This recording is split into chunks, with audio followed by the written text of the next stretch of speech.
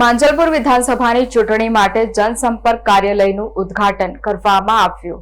માંજલપુર વિધાનસભાની પેટા ચૂંટણીની જાહેરાત બાદ વડોદરા ભારતીય જનતા પાર્ટીએ માંજલપુરની ટિકિટ માટે છાણીના સતીશ પટેલના નામની જાહેરાત કરી હતી। ગુજરાતના સૌથી વરિષ્ઠ નેતા અને ધારાસભ્ય યોગેશ પટેલના અવસાન બાદ આ સીટ ખાલી પડી ગઈ હતી, જેના પછી પેટા ચૂંટણીની જાહેરાત કરાઈ હતી। હવે વડોદરાના રાજકારણમાં ગરમાવો જોવા મળી રહ્યો છે અને પ્રચાર પ્રસારનો ધમધમાટ પણ શરૂ થઈ ગયો છે। આજે માંજલપુર વિસ્તારમાં ભાજપના જનસંપર્ક કાર્યાલયનું ઉદ્ઘાટન કરવામાં આવ્યું હતું। આ કાર્યક્રમમાં કાર્યકર્તાઓનો ઉત્સાહ વધારવા ગુજરાત પ્રદેશના અધ્યક્ષ જગદીશ વિશ્વકર્મા પહોંચ્યા હતા। કાર્યાલયનું ઉદ્ઘાટન કરી એમને ત્યાં ઉપસ્થિત લોકો અને ભારતીય જનતા પાર્ટીના કાર્યકર્તાઓને સંબોધિત પણ કર્યા હતા।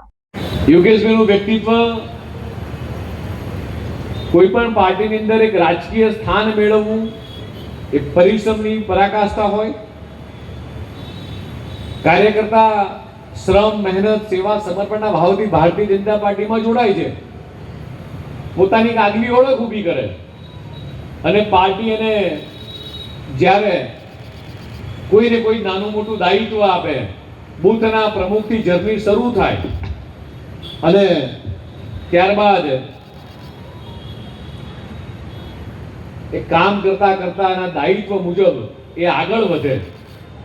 પણ વર્ષો સુધી એટલે 1995, 1998, 2002, 2007, 2012, 2017, 2022 સતત 8 વખત એ વિજયી બનવું, એટલે અજાત શત્રુ તરીકે, જેનો કોઈ શત્રુ નહીં,